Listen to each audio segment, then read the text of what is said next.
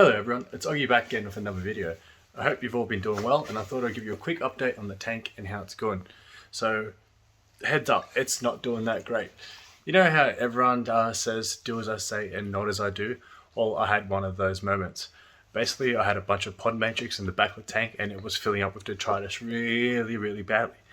And I was getting a lot of cyanobacteria growth because my nitrate was high.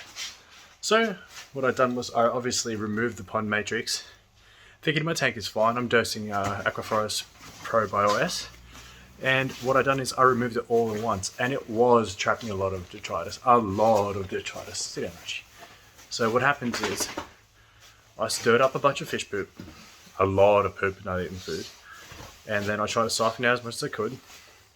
The next day I had an ammonia spike, which wiped out every single invertebrate inside my tank, so snails and hermits and stuff like that, except for one hermit, the giant freaking beast of a beef boy. He's still alive, he's still kicking and eating everything, so he's the only one that survived. And then shortly after, because I continued dosing Pro BioS, I then lowered my nutrients to next to nothing and bleached all the zoanthids that were left in there. So right now I've got a bit of a mess of a tank. It's all a bit stressed out, and what was my game plan has just been leaving it alone. I fed Aquaforest vitamins, I think energy and stuff like that, coral food, to get my nitrate around 2 to 3 ppm and my phosphate to 0.002 or 3 or something like that. So my nitrate and phosphate are back in check. My other elements are just as last video: 450 calcium, 1380 magnesium, and I do believe it was 9 DKH. Hey, okay, come here. Hey. Sorry about that. It's way too smart. So my parameters aren't too bad. So I've got that stuff back up. I got a new ball of Chato because my previous ball of Chato died, and I was dosing Chato Grow. So I've stopped doing that as well.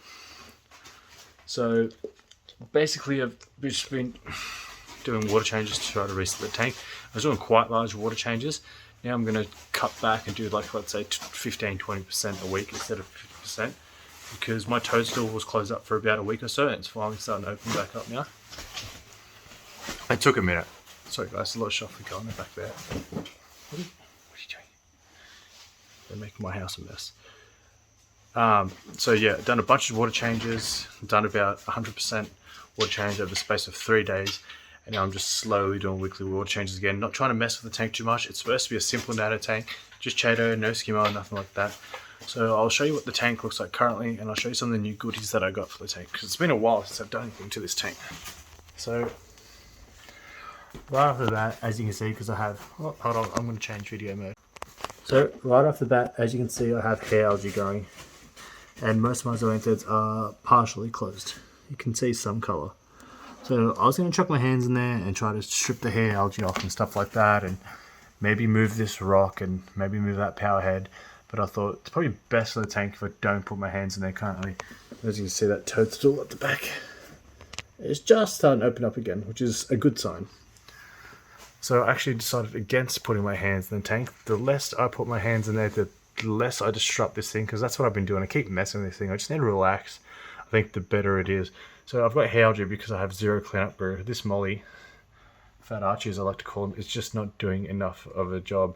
So I do still have quite low nutrients. I've got a massive ball and Chato on the back. Don't know if you can see that. 1 sec, trying to get to focus. Anyway, there's a massive ball of Chato on there, just absolutely stripping the nutrients out of the tank. Obviously there's nothing competing with the hair, eating the hair algae, so it's still growing, but it's not that bad. So my plan is to obviously get a new cleanup crew again, and hopefully it'll start munching away. But if we do a top-down view, this is about the everbreeding. The zoanthids are finally starting to open up again after about a week or two of being closed. Some of them have unfortunately melted, which I'm not surprised at. And also, I do believe my mushrooms must have been redactus, have either melted or disappeared. Sorry, I'm really out of breath today. This soft coral was flopped over. Where is he? I can't see because of my lights. This coral has flopped over, but his colour's come back. And as you can see, the polyps on the toadstool can't come back, so that's promising. I'll try to show you my massive ball of Chato. So essentially, 3/4 of the back chamber are completely full of Chaeto, whatever you want to call it. So my plan is, again, clean the glass this weekend. As you can see, I still have heaps of pods. Clean the glass this weekend and do another 15% water change and keep up with the filter floss change. And just leave this tank alone, feed this fish lightly, and just do water changes and get a cleanup crew in there again. So I'll show you what I got in here. So I got a really good deal on this. It's just from a guy on eBay, YN Products or something like that. He 3D prints stuff in, I do believe it's PTEG, which is reef safe. So I've ordered some stuff for him that I've been really wanting for this tank. So let's look at that now. Unboxing video. So you see, the whole thing is bubble wrapped very nicely. Don't mind my glowing red mechanical keyboard, that is not important to this video right now. Sorry, I'm trying to unbox this with one hand and it's doing very badly, so it's fine with me. So wow. First of all, this thing is solid. Way more solid than I thought. It's actually a really good thing. So this is a cup, a filter floss cup holder, I do believe some people call it. So what I'm going to do with this is I'm going to drop some carbon in here and then put my filter floss on top.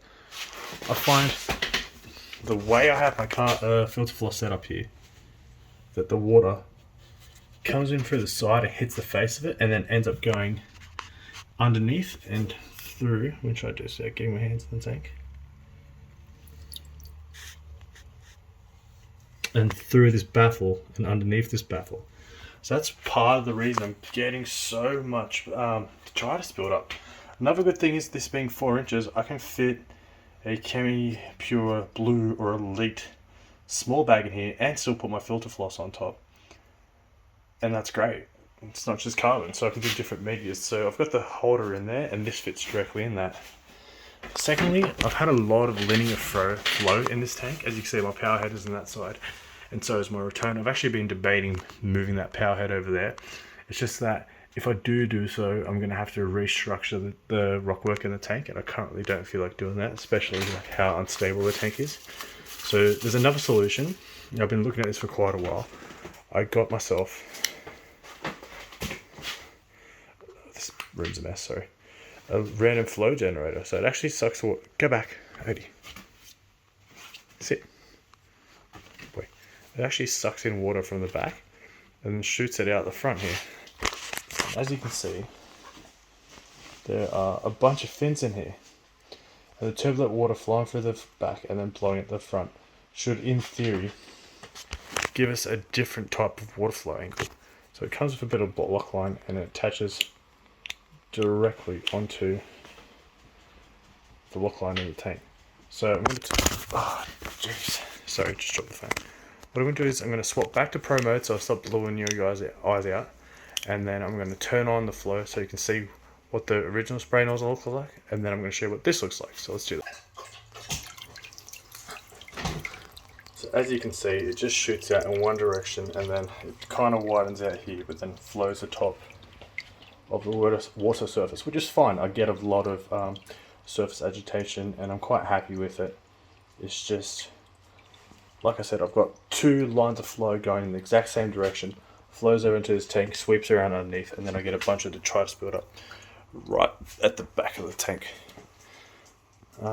It's a bit hard to show you what the flow's like, just because all I have is hair algae to prove it. So you can kind of, my glass is so dirty. So that stuff floating around in there is copepods, and I have an insane amount of copepods in there. And as you can see, they're kind of just floating around, making their way downtown and then looping up to that corner and then eventually back across. But the what are you doing? Hey, did you steal from me?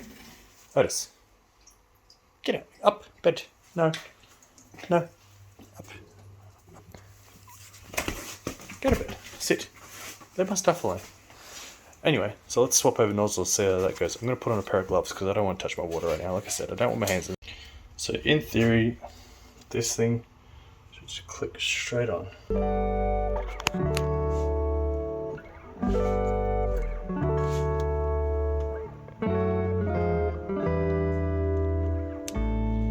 Okay, that is really tight. I have to put the phone down and do this. I don't want to shatter my glass. One sec. So I'm not going to lie to you guys, I end up dropping that tip there and then end up touching the water surface. Quite clumsy today. Right, let's have a look what the flow from this thing looks like now. Okay, what did I just switch up? Oh, I switched up, there you go.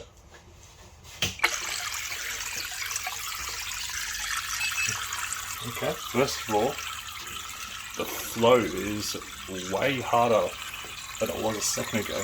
It's actually more concentrated, so I'm hoping when that goes underwater that it will change the flow. Also, it was recommended to get this second piece of lock line. I see why now, because it helps you drop that head under the water even further. So that actually clipped on quite firmly, and it was quite nice. The flow is spreading far wider than previous was, and it's actually flowing out a lot harder than it was, so that's kind of cool to see. That's like a cheap way to get a free power head, I guess.